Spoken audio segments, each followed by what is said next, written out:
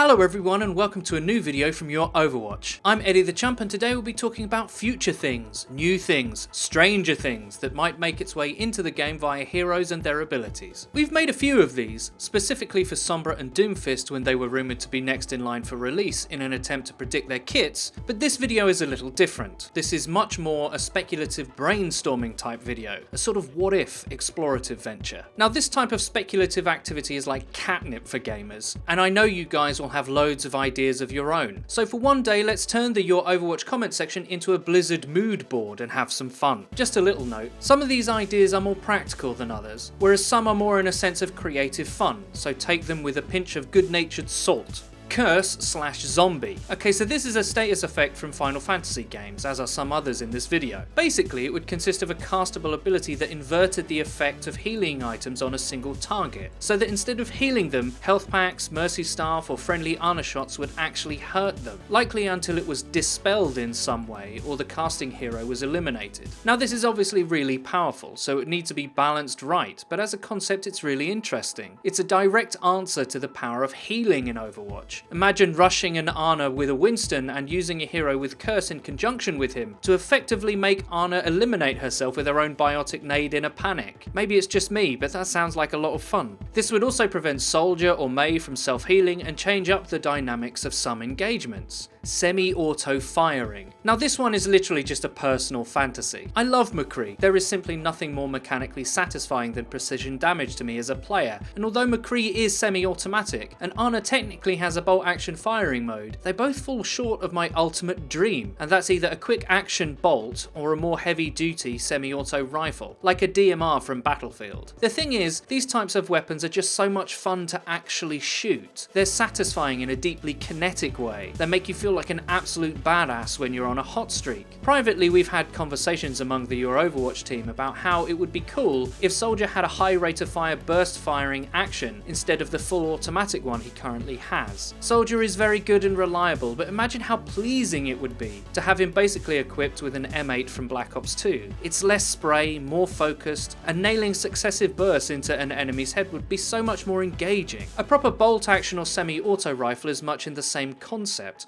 I want it to be tactile and rewarding. Doing damage should be less generic feeling. I particularly like the feeling of hitting successive headshots as Zenyatta. That red crosshair and that little dink sound it makes is highly addictive. Imagine a damage dealer whose base firing method was a hit scan semi-auto rifle. Maybe it'd be lower in damage profile but with a higher rate of fire. If you did that, then Widow would still be able to compete. If it was bolt action, then it would need to be a straight pull bolt to replicate the speed of a lower damage profile. I also envisage in my mind's eye this weapon being scopeless for extra swag factor. I just said swag factor. Someone give me a stern talking to. Confuse effect. So for this effect, what we envision is a state whereby friendly fire is turned on for the affected target. So to explain, a good target for a confusion ability would be an enemy main damage dealer. While they're confused, they would still be able to damage you and your team, but any damage that would normally pass through friendly teammates would also damage them. Imagine an enemy Reaper trying to chase down your Roadhog. He gets confused, and his team's Tracer zips in between him and his target. Boom, she eats a shotgun blast in the back of the head. More interesting than straight denial of damage, which is already in the game in the form of a Zarya bubble or Diva's defense matrix, this would add an extra dynamic to unfolding fights and force players into compromising situations where some serious fire control was needed.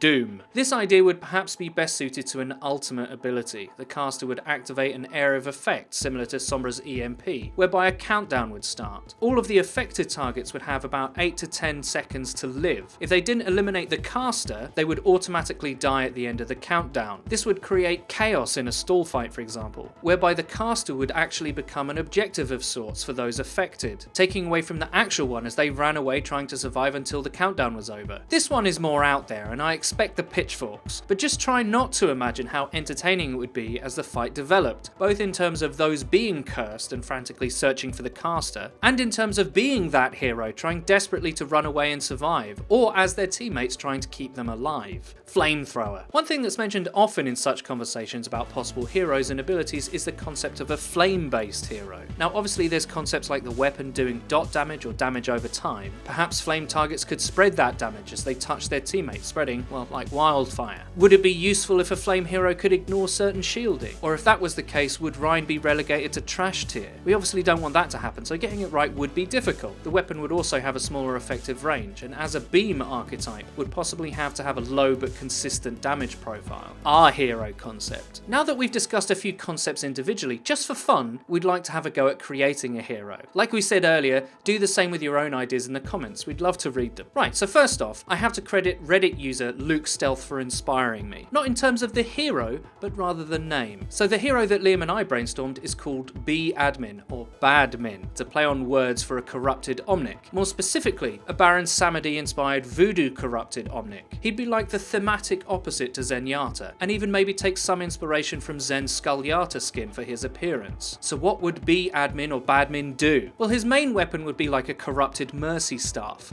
a steampunk voodoo bone staff with a robot skull at the top. It has two functions. First, its firing mode would fire laughing little energy skulls as projectiles, maybe straighter and faster than Zen's orbs, but perhaps do a shade more damage with a much lower rate of fire. Its secondary mode would be a lock-on timed cast, like a Sombra hack, but instead of hacking, it would cast Curse. Like we mentioned, the Curse would reverse the effect of healing items on those affected, so that it damages them. Again, it would last until dispelled over time like an Ana anti-heal, or until Badmin was eliminated. For a passive ability, we came up with Samedi's Blessing. With this, Badmin would receive a small portion of health every time he did damage. Like Reaper collects souls, but a constant mechanic. Now, to just introduce a shade of sense into this crazy idea, the amount we're talking about would be very low. So for every 100 damage, maybe like 25 health back or something. Nothing crazy, just something fun. We saved the really mental idea for his ultimate. Badmin would cast his ultimate curse, Hex a decimal.